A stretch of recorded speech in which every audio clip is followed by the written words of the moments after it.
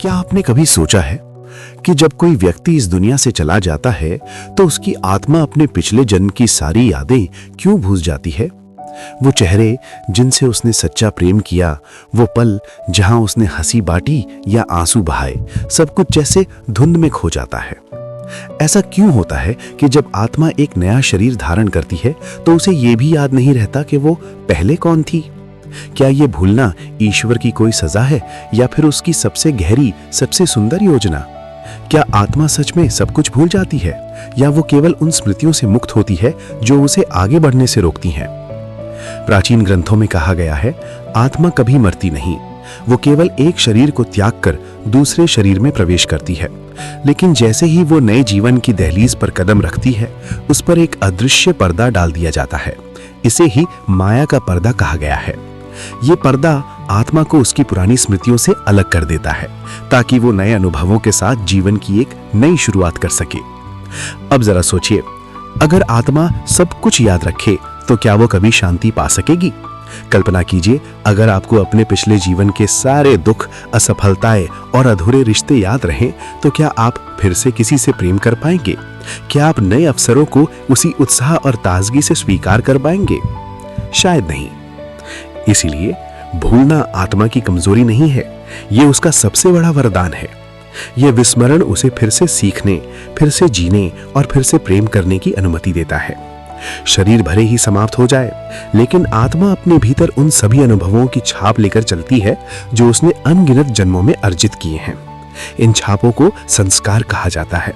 संस्कार कभी मिटते नहीं, वे केवल आत्मा की गहराई में बसे रहते हैं। बस उनकी स्पष्ट स्मृति माया ढक देती है ताकि आत्मा बिना किसी बोझ के आगे बढ़ सके। विज्ञान भी कुछ ऐसा ही संकेत देता है। जब नया जीवन शुरू होता है तो मस्तिष्क की कोशिकाएं पूरी तरह नहीं होती हैं। कोई पुराना डेटा, कोई पुरानी स्मृति उसमें नहीं रहती। लेकिन आत्मा, जो चेतना का स्वरूप है, वो अपने भीतर उन अनुभवों की ऊर्जा संजोए रखती है। फर्क बस इतना है, वो जानती सब है पर याद नहीं करती। दरअसल भूलना ही आत्मा का उपचार है। ये प्रकृति की बनाई हुई एक अद्भुत व्यवस्था है जो हर आत्मा को एक नया आरंभ देती है। जैसे बारिश के बाद धूल मिट्टी में बदल जाती है और अगली धूप में वही मिट्टी हरियाली बनकर खिल उठती है, वैसे ही मृत्यु के बाद आत्मा अपने अतीत की परतों को छोड़कर नए जीवन की रोशनी में फिर से खिलने के लिए तैयार होती है। शास्त्रों में यह भी कहा गया है, मृत्यु के तुरंत बाद आत्मा को सब कुछ याद रहता है। वो कौन थी, उसने क्या किया, किससे जुड़ी, किससे टूटी। लेकिन जैसे ही वो नए जन्म की तैयारी करती है, माया का आवरण धीरे धीरे उसकी चेतना पर छा जाता है और सारी स्मृतियां गहरी नींद में चली जाती हैं। यादें मिटती नहीं, वे केवल शांत हो जाती हैं। और जब आत्मा नया जन्म लेती है तो उसके कर्मों के अनुसार कुछ संस्कार ही उसकी सोच, स्वभाव और प्रवृत्ति में झलकते हैं। इसीलिए हम देखते हैं, कोई बच्चा जन्म से ही शांत होता है, कोई असाधारण प्रतिभा लेकर आता है, कोई करुणा से भरा होता है। ये किसी एक जीवन की उपलब्धियां नहीं होती, ये आत्मा के संचित संस्कार होते हैं।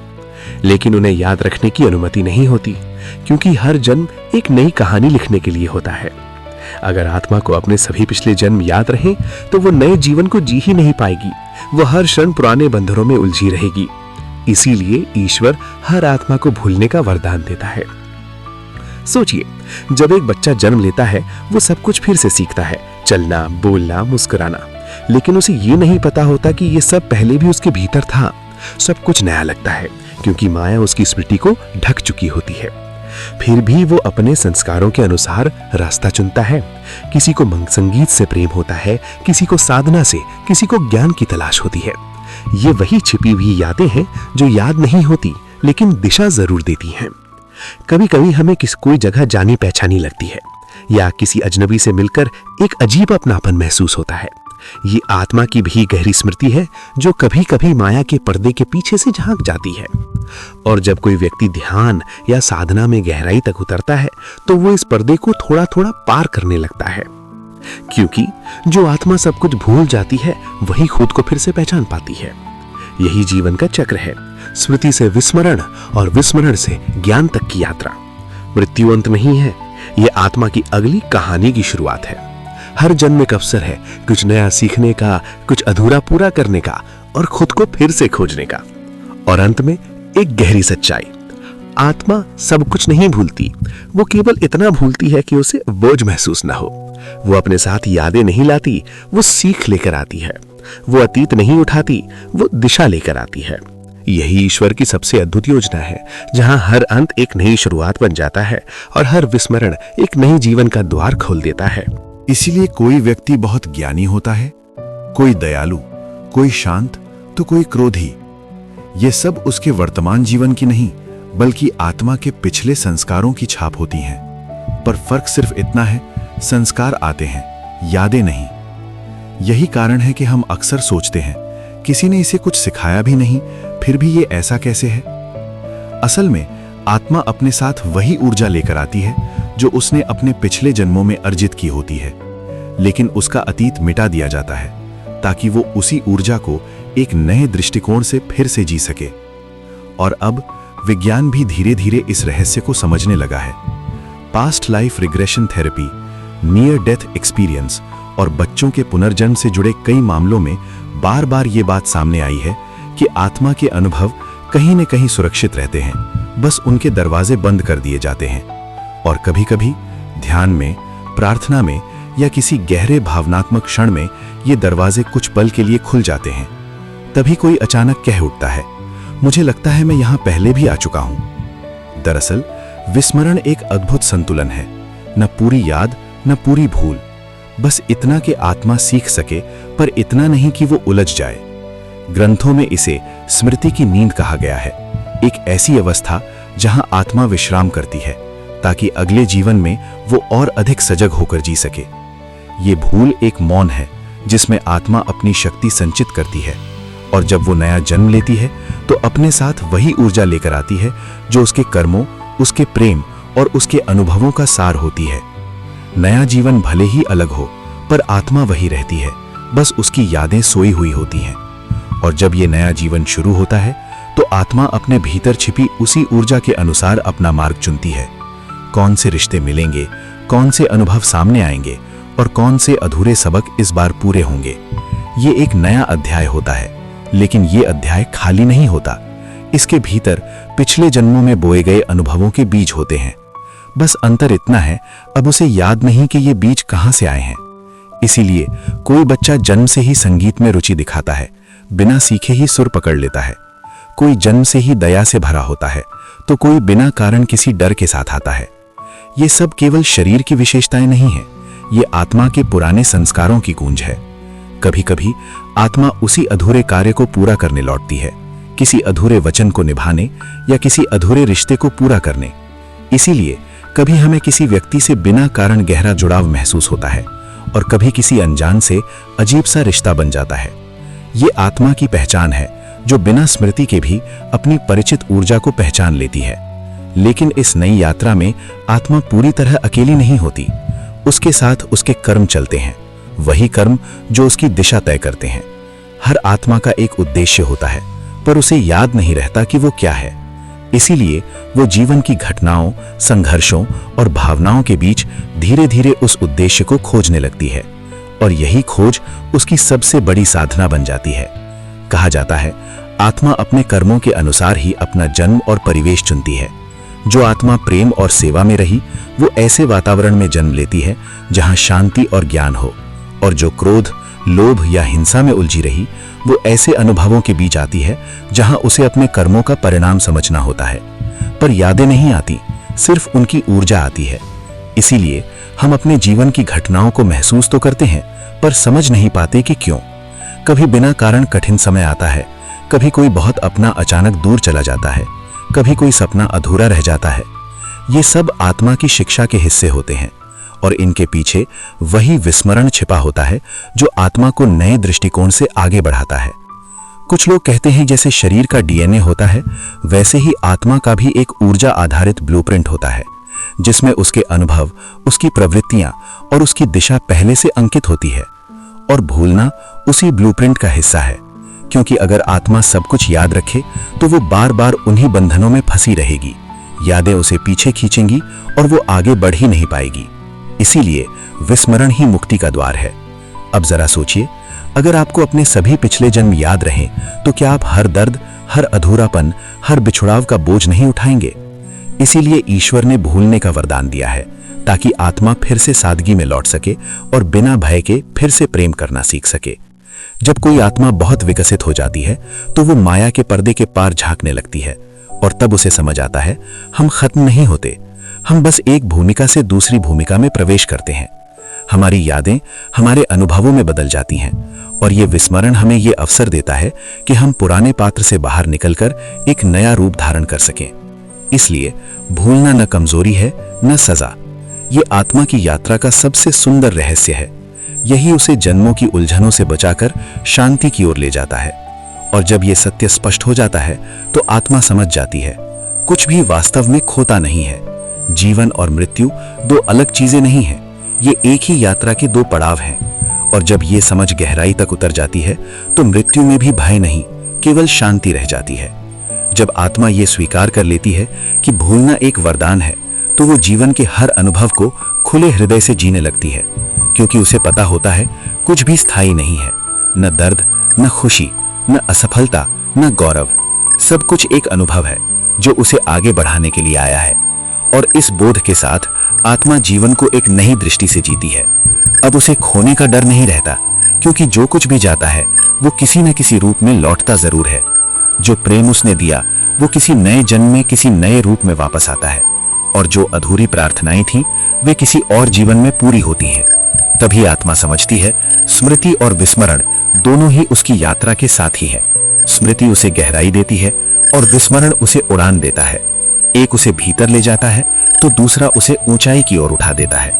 यही दोनों मिलकर आत्मा को संतुलित बनाते हैं। वेदों में कहा गया है आत्मा न जन्म लेती है न मरती है, वो केवल अनुभव बदलती है, और यही अनुभव उसे बार बार ईश्वर के करीब लाते हैं। हर जन्म में आत्मा कुछ नया सीखती है, कभी धैर्य, कभी क्षमा, कभी त्याग, कभी प्रेम।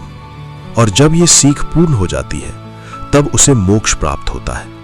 लेकिन ये मोक्ष केवल भूलने से नहीं आता, ये तब आता है जब आत्मा ये जान लेती है कि उसे कुछ भूलना ही नहीं पड़ा था। वो सारा ज्ञान हमेशा से उसके भीतर ही था, बस माया ने उसे ढक रखा था। जैसे बादलों के पीछे सूर्य छिप जाता है, वैसे ही आत्मा की स्मृति भीतर ही चमकती रहती है। बस मन शांत होना चाहिए, तभी वो प्रकाश दिखाई देता है। इसीलिए संत कहते हैं स्मरण ही मुक्ति है और विस्मरण ही मार्ग। पहले भूलना जरूरी है ताकि आत्मा नए अनुभवों से गुजर सके, और फिर याद आना जरूरी है ताकि वो अपने मूल को पहचान सके। अब जरा सोचिए, अगर कोई व्यक्ति हर जन्म की अपनी सारी गलतियां और दर्द याद रखे तो क्या वो अपने भीतर क्षमा विकसित कर पाएगा? शायद नहीं। इसीलिए विस्मरण उसे प्रेम और क्षमा की दिशा में ले जाता है। वो सीखती है कि सब कुछ फिर से शुरू किया जा सकता है, क्योंकि जीवन एक अवसर नहीं, अवसरों की एक श्रृंखला है। जब कोई आत्मा अपने जीवन में सजग होने लगती है तो उसे धीरे धीरे महसूस होता है कि वो किसी गहरे उद्देश्य के साथ आई है। उसे लगता है कुछ कर्म पूरे करने हैं, कुछ रिश्तों को सुधारना है, लेकिन उसे ये याद नहीं रहता कि ये सब किस जन्म से जुड़े हैं। वो केवल एक आंतरिक खिंचाव महसूस करती है, एक अदृश्य दिशा जो उसे बार बार कुछ करने के लिए प्रेरित करती है। यही संकेत होते हैं उसकी आत्मिक स्मृति के। जो आत्मा इन संकेतों को सुनना सीख जाती है वो तेजी से विकसित होती है, और जो इन्हें अनदेखा करती है वो बार बार उसी चक्र में लौटती है। इसीलिए कहा गया है जो जीवन में बार बार घटता है वो आत्मा का अधूरा पाठ होता है। विस्मरण उस पाठ को छोड़ने की नहीं, बल्कि उसे नए दृष्टिकोण से सीखने की अनुमति देता है। इसलिए जीवन की हर चुनौती, हर कठिनाई दरअसल आत्मा का संकेत होती है कि अभी कुछ सीखना बाकी है। जब आत्मा इस दृष्टिकोण से देखना शुरू करती है तो हर घटना उसे डराती नहीं बल्कि सिखाती है। वो समझ जाती है जो छूट रहा है वो किसी और रूप में लौटेगा, जो व्यक्ति चला गया वो किसी और रूप में फिर मिलेगा, जो दर्द मिला वो ज्ञान में बदल जाएगा। यही दृष्टि आत्मा को मृत्यु से परे ले जाती है। अब उसे डर नहीं लगता, क्योंकि वो जानती है मृत्यु कुछ भी मिटाती नहीं, वो केवल पर्दा बदलती है। नाटक वही रहता है, बस मंच बदल जाता है। शास्त्रों में कहा गया है, जो मृत्यु को समझ लेता है उसका जीवन अमृत बन जाता है। क्योंकि जब आत्मा समझ लेती है कि भूलना नष्ट होना नहीं है, तब वो हर जन्म को प्रेम से स्वीकार करती है। वो जानती है हर बिछड़ना अस्थायी है, हर दर्द के पीछे एक शिक्षा है और हर विस्मरण के पीछे एक जागरण छिपा है। अब सोचिए, अगर आत्मा सब कुछ याद रखे तो क्या वो इतनी सहजता से अपने कर्म सुधार पाएगी? नहीं, वो अपने ही अतीत में उलझ जाएगी। लेकिन भूल जाने से उसे यह अवसर मिलता है कि वो फिर से बिना बंधन के प्रेम करना सीखे। वो वही जीवन फिर से जी सकती है, पर इस बार अधिक समझ के साथ। यही विस्मरण आत्मा को धीरे धीरे ब्रह्म के करीब ले जाता है। क्योंकि जब आत्मा जान लेती है कि कुछ भी वास्तव में खोता नहीं, तब वो किसी चीज को पकड़कर नहीं रखती, वो मुक्त हो जाती है। और यही मुक्ति मोक्ष की शुरुआत है। अब उसे अपने भीतर वो प्रकाश दिखने लगता है जिसे वो जन्मों से खोज रही थी। वो समझती है जिस सत्य को वो बाहर ढूंढ रही थी वो हमेशा से उसके भीतर ही था, बस उसे देखने के लिए उसे सब भूलना पड़ा। और जब आत्मा ये पहचान लेती है कि उसका सत्य उसके भीतर ही है, तो उसकी यात्रा बदल जाती है। अब वो केवल जन्म और मृत्यु के चक्र से नहीं गुजरती, बल्कि चेतना के उस स्तर तक पहुंच जाती है जहां याद और भूल दोनों समाप्त हो जाते हैं। वेदों में कहा गया है, जब आत्मा स्वयं को जान लेती है तब कुछ भी जानना बाकी नहीं रहता। उस क्षण उसे न याद रखने की जरूरत होती है न भूलने की, क्योंकि वो जान जाती है वो स्वयं ही अनुभव है। और उसी क्षण वो स्वतंत्रता को अनुभव करती है, जहां मृत्यु का भय समाप्त हो जाता है। अगर ये विचार आपको छू गया हो तो एक पल रुककर खुद से ये जरूर पूछिए, क्या मैं सच में वही हूं जो मैं समझता हूं? क्योंकि हो सकता है आपकी कहानी इससे कहीं ज्यादा गहरी हो। अगर आपको ये ज्ञान पसंद आया तो इसे आगे जरूर साझा करें, ताकि और लोग भी इस सत्य को महसूस कर सकें। और याद रखिए, हम केवल शरीर नहीं हैं, हम एक यात्रा है जो कभी रुकती नहीं। फिर मिलेंगे एक और ऐसे ही रहस्य के साथ जो आपकी सोच को बदल दे। धन्यवाद।